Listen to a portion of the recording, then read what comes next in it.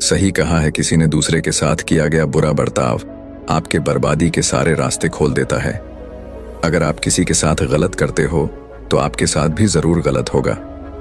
उस वक्त शायद ये बात आपको समझ में ना आए, लेकिन देर से ही सही आपके कर्मों की सजा आपको जरूर मिलती है। आप इससे कभी बच नहीं सकते। जो आपने किया है उसका अंजाम आपको हर हाल में भोगना ही पड़ेगा। अगर आप किसी का दिल दुखाते हो या अगर आप किसी के साथ बुरा करते हो तो देर से ही सही, लेकिन कभी ना कभी आपको आपके कर्मों का फल भोगना पड़ेगा। आइए इस बात को हम एक कहानी की मदद से समझने की कोशिश करते हैं। गौतम बुद्ध हर दिन की तरह उस दिन भी सभा कर रहे थे। तब तक एक ने उनसे पूछा कि गौतम बुद्ध, कर्मों का फल कैसा मिलता है? कृपया इस बारे में आप मुझे समझाएं। गौतम बुद्धा कहते हैं, एक समय के बाद रामू और श्यामू नाम के एक गांव में दो भाई रहते थे। श्यामू अक्सर रामू को देखकर जलता था, क्योंकि रामू स्वभाव से बहुत अच्छा था, लेकिन श्यामू का स्वभाव ऐसा नहीं था। उसके दिल में दूसरों के लिए कोई दया नहीं था। वो हमेशा दूसरों का अनादर करता और उन्हें नुकसान पहुंचाता रहता था। धीरे धीरे काफी वक्त गुजर गया। रामू श्यामू के माता पिता अब इस दुनिया में नहीं रहे। रामू ने खूब अच्छे से उनका अंतिम संस्कार किया और गांव वालों को भोजन के लिए आमंत्रित किया और ब्राह्मणों को दान दक्षिणा देकर उनको विदा दिया। वो हर साल माँ बाप की बरसी के लिए राम हर साल पंडितों को दान देता और भोजन कराता, लेकिन श्याम को यह बात पसंद नहीं। वह उसे अभी भी देखकर जलता।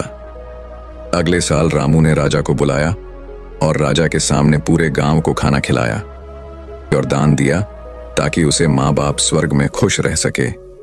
ये सब देखकर राजा श्याम से बोलते हैं, श्यामू, तुम्हारा भाई तुम्हारे माँ बाप के लिए इतना कुछ करता है, तुम ये सब क्यों नहीं करते? क्या तुम्हें समझ नहीं है कि तुम भी अपने माँ बाप के लिए कुछ ऐसा ही करो? श्याम में कुछ नहीं बोला और वहां से चला जाता है। वो इस बात को लेकर गुस्सा होता है कि आज रामू की वजह से उसकी राजा ने बेइज्जती कर दी। वो अपने अपमान का बदला लेने के बारे में सोचता है और अगले दिन एक ढोंग करना शुरू करता है। नगर के सामने जोर जोर से चीखने लगता है, मेरे माँ बाप मेरे सपने में आए थे, वो स्वर्ग में खुश नहीं हैं। वो चाहते हैं कि कोई उन्हें वहां जाके खाना बना के खिलाए, वो तभी खुश रहेंगे। उन्होंने मुझे सपने में कहा था, जो रामू को मेरे पास भेज दो, वो उनकी बहुत सेवा करता है, वो इसके साथ बहुत खुश रहेंगे। राजा कहते हैं, ये तो अच्छी बात है, लेकिन इसके लिए तो रामू को मरना पड़ेगा। रामू को सब समझ आता है, ये सब कहीं ना कहीं उसको फंसाने की चाल है, लेकिन वो कहता है, चलो इसी बहाने मैं जरूर सेवा करके दिखाऊंगा। रामू मरने को तैयार हो जाता है।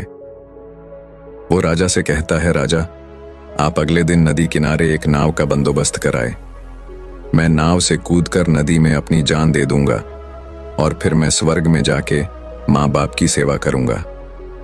राजा कहते हैं, ठीक है। अगले दिन ये सारे बंदोबस्त कर दिए जाएंगे। रामू नदी से कूद जाता है और सारे गांव में सबको पता लग जाता है कि अब राम इस दुनिया में नहीं रहा। अब वो भी माँ बाप की सेवा करने के लिए स्वर्ग चला गया। श्यामा बहुत खुश था कि उसका इकलौता भाई दुनिया में नहीं रहा। जो भी राजपाट और जमीन है, अब वो सब उसका मालिक बनेगा। धीरे धीरे काफी दिन गुजर चले। एक दिन अचानक से राजा के दरबार के बाहर रामू बैठा होता है और जोर जोर से रो रहा होता है। राजा के सिपाही दरबार में ले जाते हैं और बोलते हैं, ये चमत्कार कैसे हुआ? तुम जिंदा कैसे हो? ये सब क्या बला है? फिर राम बताता है, मैं स्वर्ग में गया था, मैंने वहां देखा, लेकिन मेरे बाबा अब भी खुश नहीं हैं। वो मेरे पे गुस्सा हो रहे थे। उन्होंने मुझसे बोला, तुम्हें वैसे खाना बनाने भी नहीं आता तुमसे। अच्छा तो श्याम है, वो अच्छा खाना बनता है, इसलिए तुम जाओ और तुम उसे भेज दो। राजा श्याम को बुलाते हैं और सारी बात बता देते हैं कि तुम्हारे भाई ने तुम्हारे माँ बाप के लिए इतना त्याग किया है, लेकिन अब तुम्हारी बारी है। क्या तुम उनके लिए ऐसा कुछ नहीं करोगे? श्याम को अब ना चाहते हुए भी आखिर ये काम करना ही पड़ा है। अगले दिन फिर से सारी तैयारी कराई जाती है, लेकिन राम ने सोचा कि अगले दिन मैं जाऊंगा ही नहीं। अगले दिन मैं शहर छोड़कर कहीं चला जाता हूँ। फिर राम ने राजा को सारी बात बता दी थी। दरअसल वो जिंदा कैसे बचा, उसने पहले ही मछुआरे से अपनी बात कह रही थी कि वो उसकी जान बचाएगा। मछुआरे उसकी जान बचाई और वो 1 महीने तक नगर के बाहर रखा और सही वक्त आने पर राजा के दरबार में उपस्थित हुआ। वो वैसा सिर्फ उसको सबक सिखाने के लिए करना चाहता था। राजा बोले, चलो अच्छी बात है, लेकिन उधर श्यामनगर छोड़ने का प्लान बना चुका था कि अगली सुबह वो वहां नहीं जाएगा। वो रात के अंधेरे में घर छोड़कर भाग लेता है। सिपाही उसे देख लेते हैं और उसे रोकते हैं। वो द्वारपाल के साथ लड़ाई करता है और एक को धक्का देकर वहीं गिरा देता है और पत्थर पर गिरने की वजह से उसे सिर को चोट लगती है और एक सिपाही वहीं मर जाता है। आखिरकार ये सारी बात राजा को पता लग जाती है। राजा उसे माफ करने वाले थे, लेकिन वो अब और गुस्सा हो जाते हैं।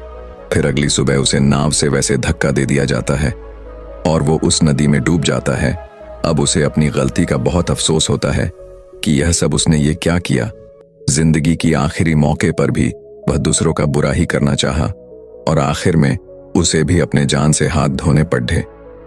तब गौतम बुद्ध समझाते हैं, कर्मों का फल ऐसा ही होता है। बुरे इंसान को आखिरी वक्त तक सही और गलत की पहचान नहीं होता। जिंदगी ऐसी ही नहीं चलती, जिंदगी समझने की चीज है। उसने महात्मा से पूछा, कर्म कैसे बनते हैं? फिर महात्मा ने बोला, अच्छे कर्म के बनने से पहले हमें इस पर ध्यान देने की जरूरत है कि आखिर अच्छे कर्मों बनने का सबसे पहला पड़ाव क्या है। मनुष्य के द्वारा किए जाने वाले सभी कर्म उसके विचारों से निर्मित होते हैं। हमारी सकारात्मक या नकारात्मक सोच विचारों को जन्म देती है और वही विचार कर्म बनते हैं। इस तरह सोच सकारात्मक होने पर ही अच्छे कर्मों का निर्धारण हो सकता है। उसने फिर महात्मा से पूछा, पाप का फल कब मिलता है? फिर महात्मा ने बोला, पाप का फल किए गए कर्म पर निर्भर करता है। यदि आपके द्वारा किए गए कार्य बुरे हैं और वो अच्छे कर्मों की तुलना में अधिक है, तो इसका फल आपको अगले जन्म में भोगना पड़ेगा। यदि बुरे कर्म कम है तो इसका भुगतान आपको इसी जन्म में करना होगा। इस प्रकार यह चक्र चलता रहता है। जब तुम जिंदगी को समझते हो तब तुम खुद को समझ पाते हो। तुम तभी देखोगे कि इस दुनिया में जितने भी जीव जंतु, पेड़ पौधे हैं, सब तुमसे जुड़े हैं। उनकी रक्षा करना, उनके बारे में अच्छा सोचना और उनका भला करना भी तुम्हारी जिम्मेदारी है। जब तुम दूसरों के लिए अच्छा करते हो तो बदले में तुम्हारे लिए भी अच्छा होता है। लेकिन जब तुम किसी दूसरे का बुरा करते हो और तुम्हें लगता है कि तुम्हारे साथ बुरा नहीं होगा, और हो सकता है कि शायद उस वक्त तुम्हारे साथ बुरा ना भी हो, लेकिन ऐसा कुछ नहीं, कभी ना कभी तुमको उसका हर्जाना भुगतना ही पड़ता है। इसीलिए तुम्हें यहाँ पे किसी का बुरा करने का कोई हक नहीं है। तुम्हें यहाँ पे किसी के साथ गलत व्यवहार करने का कोई हक नहीं है, क्योंकि कर्मों का फल कभी ना कभी मिलता ही है। बाकी अगर ये कहानी आपको अच्छी लगी हो तो इस वीडियो को लाइक करें